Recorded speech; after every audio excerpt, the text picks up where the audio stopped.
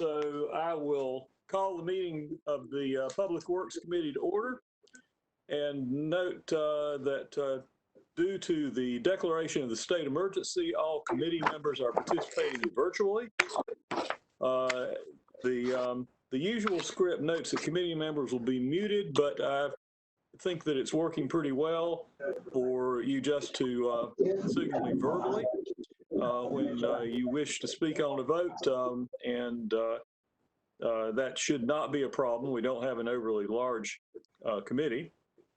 I'll note for public that the committee members, voting committee members on Public Works are myself, John Larson, Annette Scipio, and James Taylor Jr., all of whom are participating today.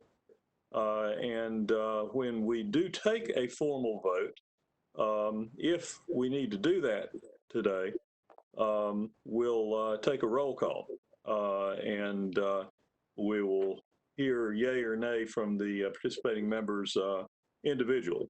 We do have the one item that implicitly is an action item, and that is approval of the consent agenda. If there is nothing that a committee or council member wishes to remove from the consent agenda for discussion, I would entertain a motion. I'd make a motion to approve the consent agenda, Mr. Chairman. Second. Mr. Taylor moves, Ms. Scipio seconds to approve the consent agenda. Is there discussion? Hearing none, the clerk will please call the roll. Councilmember Bessie? Yes. Councilmember Larson? Yes. Councilmember Scipio? Yes. Councilmember Taylor? Yes.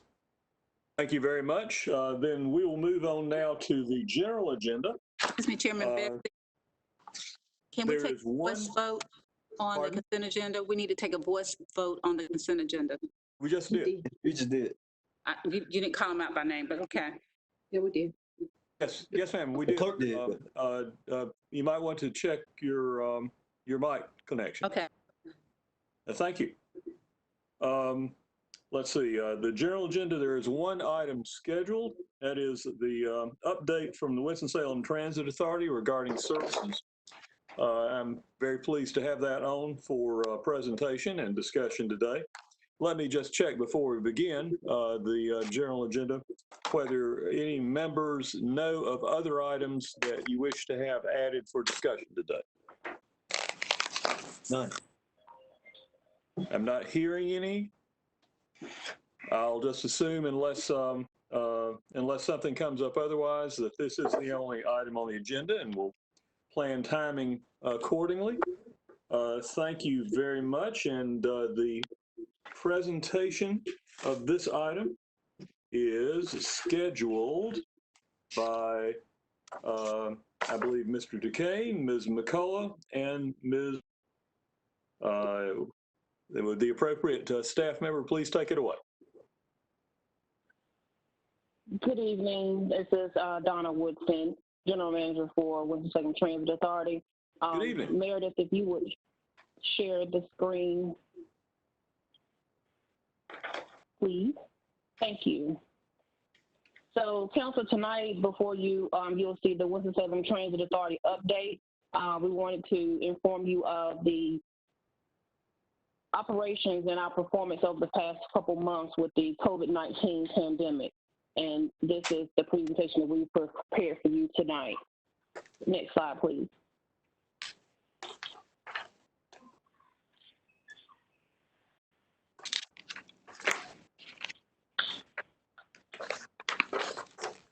Okay, so what this first slide is going to show is it's actually a picture of the ridership from the beginning of March through April 28th.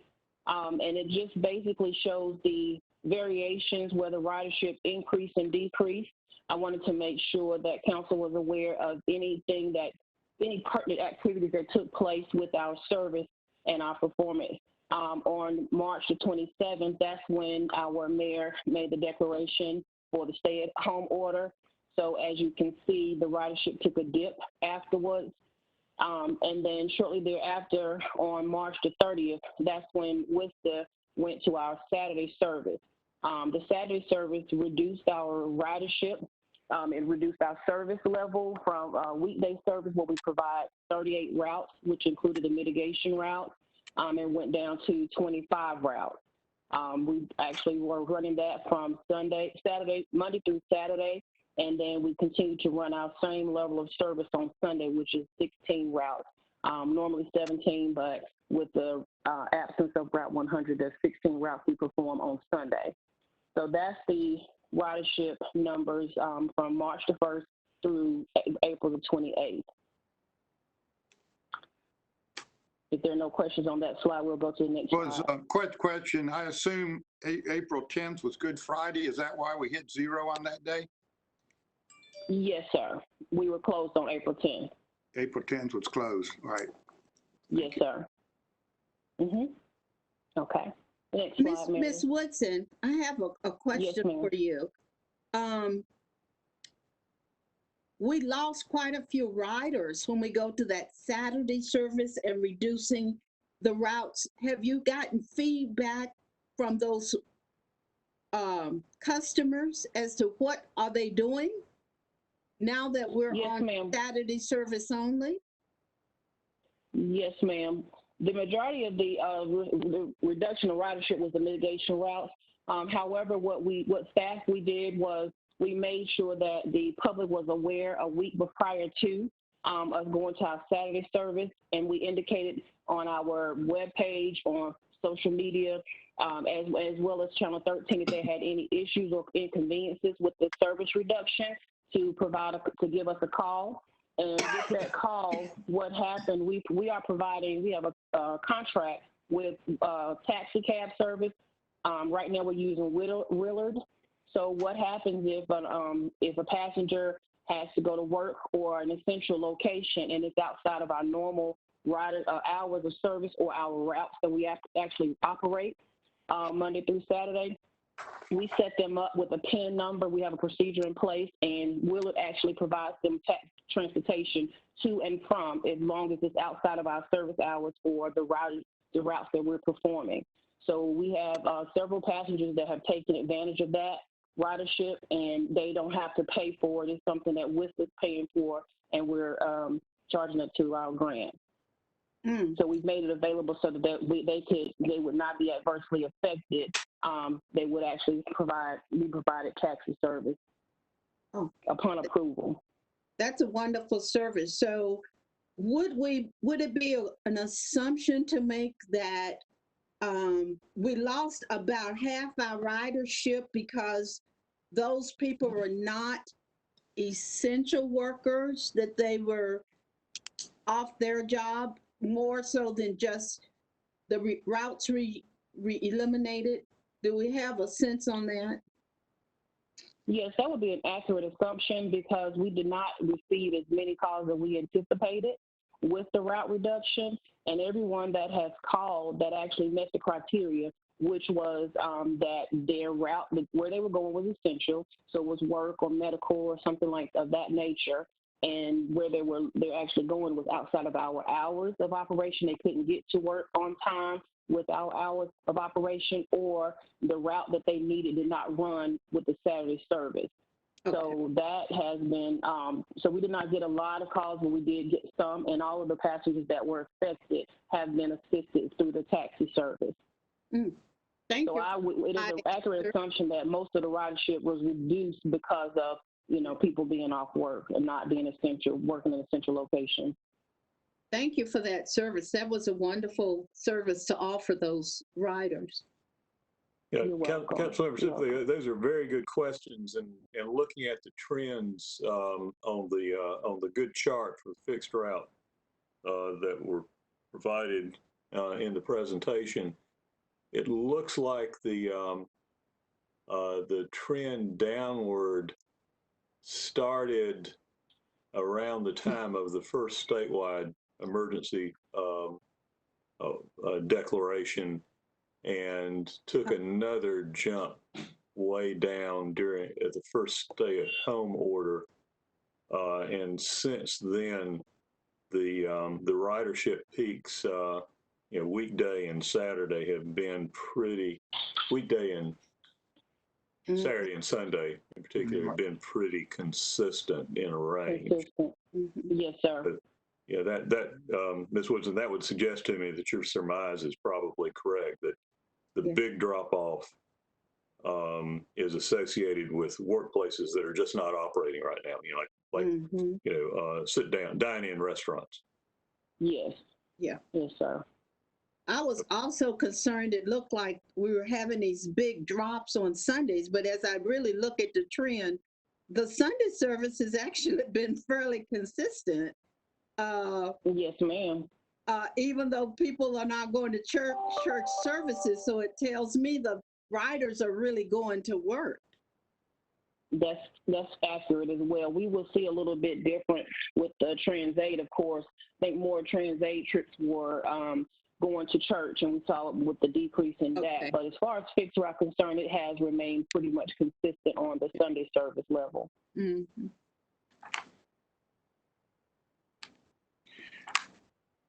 All right, thank you. Please go ahead. Thank you. Okay, so here's the Transaid report, and we identified those same time frames, March the 27th, with the national stay-at-home order, or the state stay-at-home order, and then the Saturday service on March the 30th. A little bit different for Transaid. We actually saw the ridership decrease early on because of a lot of different facilities that were closing on their own. And so that left a lot of the employee ridership it reduced, as well as other trips for the day programs for the adult daycare centers and different things like that. They actually started early on shutting down, and they would give us a notification so that we would be aware, and the passengers' trips were canceled. So we are averaging around 400 trips a day, weekday for Transaid, which has been consistent amongst the whole in April. Now, as of the last couple of weeks, and I know that doesn't show it on the slide, and we didn't have time to put that on there, we didn't have that data available yet, but we have seen a slight increase in both fixed route and Transaid. So some people are reopening businesses, and as they do, they're scheduling their trips accordingly. Mm-hmm. The bump that we see on the 15th of April, which is a spike, I guess it comes Sunday, Monday, Tuesday, Wednesday, the middle of the week. Is that a result of the free service that's offered as of the 15th? It's an interesting anomaly that is not sustained, interestingly enough. It's for 3 days, we see a nice increase with peaking out on the 15th, and then it drops back to what seems to be pretty much a 300, 350, 340 range of peaking during that time, which is still way below, about half of, or less than half of what our peaks were before, back in February, March. That is correct, and that was the 15th is when we actually went to see a free service, and we did see an increase that day. Just very briefly, yeah. And looking back at the fixed route, it doesn't seem to have sustained the free route. Didn't seem to increase the rate of ridership, particularly. The demand remained about the same, regardless of whether it was free or not. We saw some slight increase, but it wasn't as significant as we thought it would be. I think that's because a lot of people don't have anywhere to go. We did have some that just, were riding. So we had some challenges with that, but I think that because we made sure that everybody was aware of our procedure early on, and we make sure that there's only 15 passengers on the bus per bus to continue to practice social distancing. So I think all those factors actually added to the ridership kind of staying steady instead of spiking to a higher degree. So did that 15%, did that 15 passenger limit create some problems as far as scheduling? Do we have to put out extra buses? Yes, sir. We had to put out extra buses, and what we did was we looked at the ridership trends for all of the routes and the passenger per hour. So operations, we had vehicles staged in different areas of the city. So when one bus reached its capacity of 15, then they would radio dispatch, and dispatch would have the other bus to pick up. That's bus number 1 would go out of service, and then bus number 2 which is the assist bus, would come and start pick up where they left off, so that we would not have more than 15 passengers on at any time. So it was a little planning effort, but it's working. Yeah. Great. Congratulations. Yeah. How did that social distancing works on the Trans-Aid buses, which are smaller?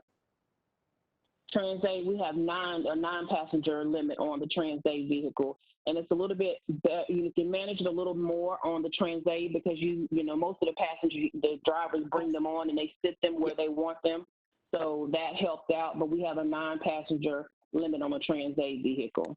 Okay. And because it is by appointment, you really don't necessarily need backup buses. Yes, ma'am.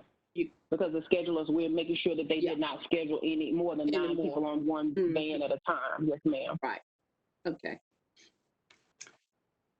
I mean, one of the other things, it looks like the, at least with the ridership that we see consistently during the emergency and the stay-at-home period, that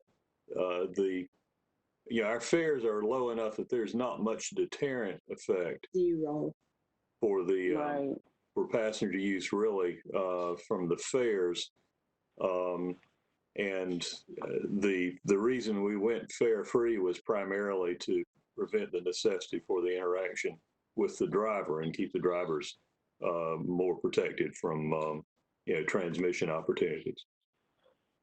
That was the major driving force, was the social distancing from the driver and the passengers, because they're essential, but we need to protect them as well. So that was the main driving force. But in addition to that, we know that a lot of people have lost jobs or been laid off. So we wanted to make sure that finance was not a hindrance from them getting to the grocery stores or pharmacies or any essential places that they needed to go. So that was, taken into consideration as well. Okay. All right. Thank you. But Ms. Woodson, isn't it also that we are getting reimbursed for that free fare from the government? Yes, we are now. At the time that we decided to go fare free, we did not have that. That wasn't one of the deciding factors. But yes, ma'am, we are able to apply those funds that lost revenue to the CARES Act grant. Okay, thank you. Good. All right. If there's no other questions, Mayor, the next slide, please. And this is just a brief same scenario with the phone calls, the incoming calls to the call center. As you can see, we would average around 800 or 900 on a normal basis, and that has reduced by half, at least 50%. So we're averaging anywhere from 350 to 400 incoming calls into the transit center per day. And those are calls coming in to schedule trips, to ask questions about, routes or anything like that. But the incoming calls are lower as well. So have we done a staff reduction? Are we holding the same staff, or what are we doing with the reduced workload? We are holding the same staff. We had some staff that were asked if they wanted to allow people to take off vacation, leave of absences. Some staff members were removed from service for medical concerns because of their being high risk.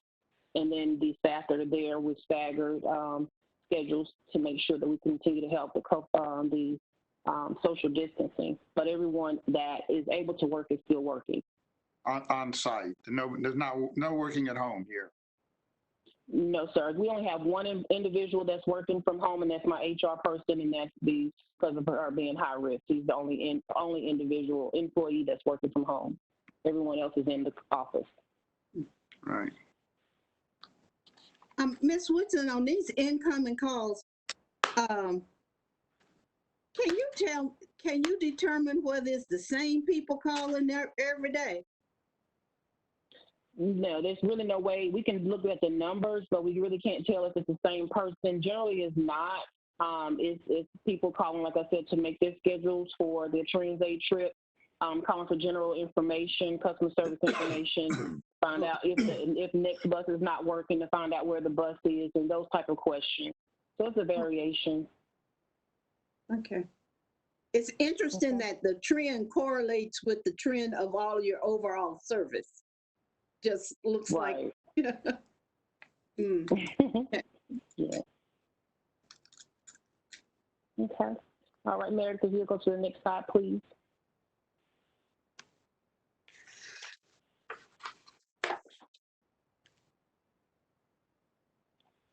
Okay, this is just a ridership comparison. So I wanted you all to be able to see the change in the percentage of the ridership from the same time frame from March of 2019 versus March of 2020, and that was a 13.6% change reduction in our service. And the same for April the 28th, April 1st through the 28th, 2019, and April 1st through the 28th of 2020, which was a 52% decrease in ridership.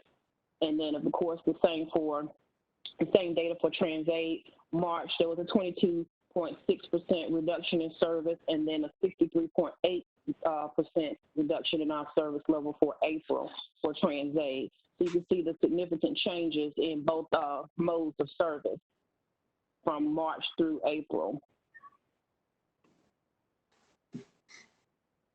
Yeah, really. Okay. The next slide, Meredith, thank you. The next slide is basically, I wanted to make sure that you were aware of the changes that we made in our service over a period of time, all related to the COVID-19. Basically, on the 19th, as it says before we suspended the Route 100, of course, that route was already low in ridership and performance, but it significantly dropped with the COVID-19. And we believe one of the factors is because it serviced, Winston-Salem State, colleges, and a lot of the children, the students were out of school at that time. So we saw a drastic service reduction in there, and that drove us to the determination to suspend Route 100. And then, of course, March 30th, as you saw in the previous slides, we began the Saturday service with no change to our Sunday service. March the 30th, we also added wait times for passengers traveling to food pantries. And I put that, what that meant is normally when a person schedules a TransAid trip, they'll schedule the trip there, and then with our scheduling software, it won't allow them to schedule a trip right back. So they can't take the same bus there and back. So you have to make two trips. However, since we had a reduction in our ridership, we were allowed, and we wanted to make sure that people could get their food and get back home. So we adjusted the schedule to allow for them to wait. So a driver would take them to the food pantry, they would get their food, and then make that same trip back, so they would take them back home. So the reduction in our schedules actually allowed us to benefit in that manner. So we're still doing that today for our TransAid riders. On April the 6th, prior to April 6th, it was not mandatory, it was not required, and it was actually not allowed for the WISP employees to wear masks. We were following the CDC guidelines and just asking people not to wear them unless they were experiencing, symptoms. And we were actually asking our employees if they were experiencing symptoms to stay at home because we didn't want them to come to work to spread any type of virus.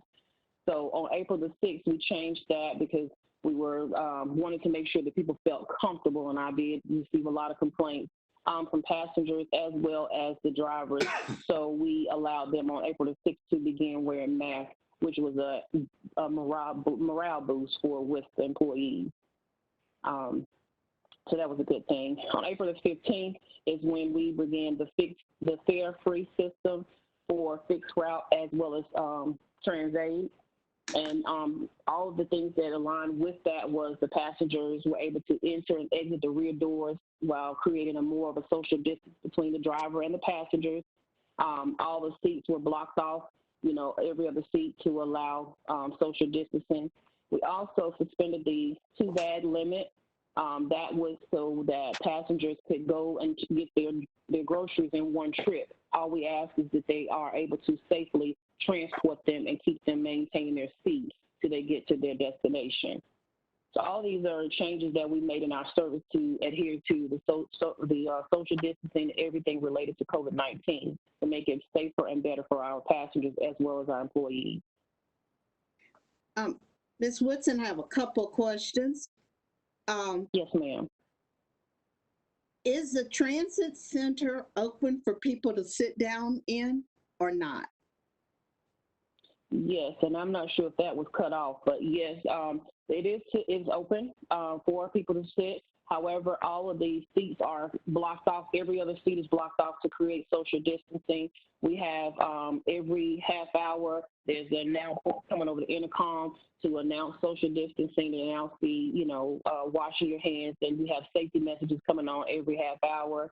And also the security has been on duty, and they've increased their staffing so that they can make sure that if there's any gathering, they're, breaking those gatherings up. And so up until Fair Free Day, we had a pretty good thing going on at the transit center. But Fair Free Day, we did see an increase in people gathering in the transit center, so that had to be taken care of by security. Have we noticed an increased or decreased number of people loitering around the transit center since the COVID? Before April 15th, it was not. We had not seen that. We either had everything under control. April 15th, when we went Fair Free, we did see an increase in loitering, which that just meant that security had to have a presence out there all the time, more than they usually do, because they had to break up the loitering. But some people, challenge it because they come in together. So, yeah. So, and do we distribute masks to our riders? Have we thought about that program at all? Yes, ma'am. We started off, and we actually had it announced. It was on the news last week. We have any passengers that ride fixed route can go to the customer service desk and get a mask. If they don't have one, they have to ask for one, and they'll have them. And then we also have masks that's distributed to our transit riders as well. So yes, ma'am. Thank you. On that front, is there any way that we could make masks available to riders getting on the routes, not starting at the transit center? Well, we thought about. I checked it. I'm sorry. Go ahead. That's right. I did a couple of just sort of monitoring rides fairly early on during the period, and noticed that there were, of course, even with the seats blocked off to provide some distance, you get a lot of folks that are sitting within 6 feet of each other. So you do have a lot of situations where I know that the passengers who are wearing a facial covering or a mask are probably going to be more comfortable if the other folks near them are doing that. But there were a lot of folks who were getting on who were not.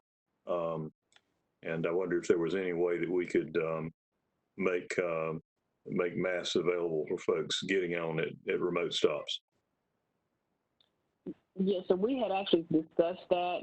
The only concern with that was the level of social distancing, because right now they're coming in and out the rear doors. So right. That would in fact require them to come in and out the front doors in order to have contact with the driver so that they can distribute that. So that's why we chose to just do it at the transit center. But I do understand, and we did have a discussion about that, but that was the barrier or the challenge that we were trying to identify a workaround with them coming in and out the rear doors. Yeah. I don't guess that there's a system possible for sort of a dispenser that would, allow for one to be taken out at a time. I don't know if anybody does that. I'm not sure if anyone does. I can research and see what other systems. I have a regional call Monday, Wednesday, and Friday, so I can actually reach out to some transit partners to see if they're doing anything like that, and I can report back and see if I find anything out to see if that's something that we would be able to take advantage of. Yes, sir. All right, thank you. Mr. Chairman. You're welcome. Yes. Let me ask a question. This is only partially related to the transit center, but it is a question that's been brought up to me, and that is, do we have any restrooms that are open downtown? Are the restrooms open in the transit center? Yes, sir. They are. Okay. Yes. And so we maintain those, sanitize them, whatever we do with that. Yes, actually, property facility maintenance with the city of Winston-Salem, they increased their janitorial staff. So we have extra people on staff on site that are cleaning the restrooms more frequently. They're disinfecting, they're wiping down the walls, the vending machines. So, and on the outside, they're cleaning. So yes, sir, we have additional staff available that's taking care of the necessary cleaning and disinfecting procedures. Do we have any way of monitoring what the use level is? We've seen a lot of people coming in to use those now. Do we have any? I mean, you probably don't know that, but I've heard complaints. Yeah, There's a problem with sanitation downtown with a lack of public restrooms. And I don't know how severe it is, and this is anecdotal information. But it's good to know the restrooms are open in the transit center. That's true. yes, sir, they are. Thank you. They are. And just to speak to the cleaning procedures, thank you, Meredith. In March, we added nightly disinfectant cleaning to our normal cleaning procedures. We did that in our maintenance department, added 2 temporary staff members, and their primary purpose is to disinfect and clean the buses as they come in out of service for the evening. And of course, like I said earlier, property facility maintenance, they actually added staff to the transit center to increase their level of cleanliness and disinfectant there. On the 23rd, we hired a couple more temporary cleaners to assist maintenance and staff with disinfecting. Though this slide actually speaks to the blocking off on every other seat of the transit center in the lobby to create social distancing. On the 30th of March, drivers began, because we had the reduction in our service, so that gave us a little bit extra drivers. So instead, what those drivers' duties is actually to be at the transit center to disinfect and to wipe the bus down, do a clean, 10-minute clean sweep when the buses came into the transit center before they went back out. So the extra drivers actually helped us in order to increase our disinfecting processes throughout the day as well as at night. And so with that being said, on the 14th, we hired an additional 10 temporary cleaners because we knew with the service changing, going fare-free on the 15th, we were going to have to utilize those extra drivers as assist drivers to plug the routes when they became 15, met their capacity level. So I decided to hire temporary cleaners to replace those drivers so we wouldn't have to lose that benefit of disinfecting and cleaning the vehicles. And we utilized these temporary employees to do that cleaning process throughout the day at the transit center. Good. On the 13th, of course, that's when we implemented the 15 and the 9-passenger limits on both vehicle modes. And then we also maintenance installed plexiglass shields on the fixed route buses so that the passengers would have that plexiglass in between them since they were no longer using the front doors, and that enabled us to be able to put that plexiglass up to help with the social distancing between the driver and the passengers. Good. Next slide. So this is the CARES Act funding that Ms. Scipio, you were speaking of earlier. Just wanted to provide this data to you all. I'm sure you have already been made aware that the Federal Transit Administration offered with the Section 5307 Coronavirus Aid Relief and Economic Security Act, which is the CARES Act funds. And Winston-Salem was made available to over $15 million. These funds were distributed between Worcester, Davidson County, as well as Park. And the figures are there for you. So the eligible activities for these funds include normal expenses such as planning, capital, and operating expenses. And we were excited to know that this CARES Act also allows the mass transit system to be reimbursed at 100% with no local match required. That's great. So we have provided a slide with the list of projected costs and expenses that we propose to apply to the CARES Act. So these costs are estimates, of course, and we estimated this because with this fund, there's no time limit on it. So, but they did on all of the various calls and the webinars that staff and I and Tanika and I have attended. They allude to the fact that there's no time limit on it, but they encourage all transit systems to apply those funds as quickly as they possibly can, because at any given time they may cut off, and if you have not utilized those funds, then you may lose them at that time. So we met and got these are the list of expenditures that we propose to spend against the CARES Act fund, which includes the temporary cleaning, the cleaning supplies, the PPE, the loss of revenue, salaries, and supplies, rolling stock, planning, marketing, operating expense, cameras, relocation, and DOT staff time. Wow, it's great. What is the limit, the time period that these funds have to be used within? They don't have a limit. Yes, ma'am. They don't have a limit at this time. They just ask that transit authorities utilize the funds as soon as possible, as soon as they need them, because at any given time they can be withdrawn, and we don't want to lose free funding. So we're trying our best to apply it where we need it and utilize the funds while we have it, especially with no local match. Yeah, I think that's great. I would certainly hope that as we look forward to reopening, that we can continue to clean the transit center as diligently in the future as we're doing now. I think that's been a big issue that I've heard from many riders who come there, that it wasn't really clean. And so now that we are seeing what it takes to keep it clean, I think we should be looking at how do we maintain that standard, because you want to always have clean bathrooms. Well, as a rider, you know, I want to feel like it's a clean environment. And I know the schedule from cleaning that facility and the maintenance of it was very long. I like twice a year it was doing a thorough cleaning or something like that. So I would hope that we look at putting more attention to making sure that facility is really, really clean. Yes, ma'am. We totally agree. Staff has met with property facility maintenance, and we've had several discussions and meetings on how we can, how we need to have staff available and to clean, to maintain the cleanliness of the transit center, as the inside as well as the outside and the restrooms. So we are working on that, working with the budget to try to make sure we have the funding available beyond the CARES Act to have the increased level of cleaning that we need to maintain that facility. Yes, ma'am, we are working on that. Thank you.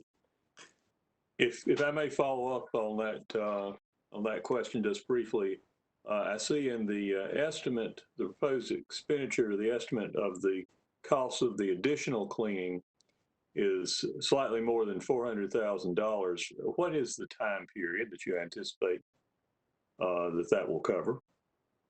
We actually anticipated this out 15 months because we know, I mean, with the uncertainty of this virus, and now they're sending us another strand out, we just wanted to put something out there that's realistic, and we can always draw back, but we wanted to project it out as far as possible so that we can have all that cost factored into the estimate. Okay. Mm-hmm. And the reason I ask is because that level is a significant percentage of our annual budget for the fixed route system. So yes, if we determine to carry that forward on an annualized basis, that would, frankly, that would require us to increase the transit tax set aside from the general revenue fund. Yes, sir. Okay. All right. Thank you. Is another quick question, the operating and preventive maintenance dollar amount, does that include the Hampton Heights facility as well as the transit center? as well as I see some Union Station? Yes, that does include the Hampton Heights and as well as the transportation center. That's Okay, all. That's our annual operating cost. Yes, ma'am. okay.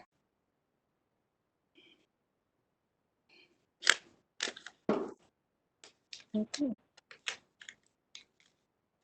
Are there any more questions?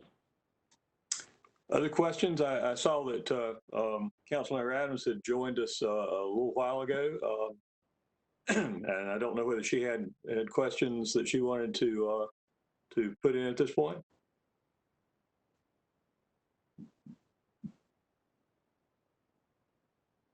Not hearing anyone speak up. Thank you, Ms. Woodson, for an excellent presentation, and thank you to all our WISTA and transportation staff for your very strong work during this period. I've been very favorably impressed. Thank you. Thank you. Thank you, Council. I appreciate your assistance. Other questions or comments from committee members or council members on the call? Well, thank you. That concludes then our scheduled agenda items. I checked at the start of the general agenda whether there was anything else that was known. At that point, there wasn't. Have any items come to the attention or come into the memory of committee or council members since that time? Good. All right, hearing none. Thank you very much to all council members and staff for your time and participation this afternoon, and I will declare this committee meeting adjourned. Thank you. You.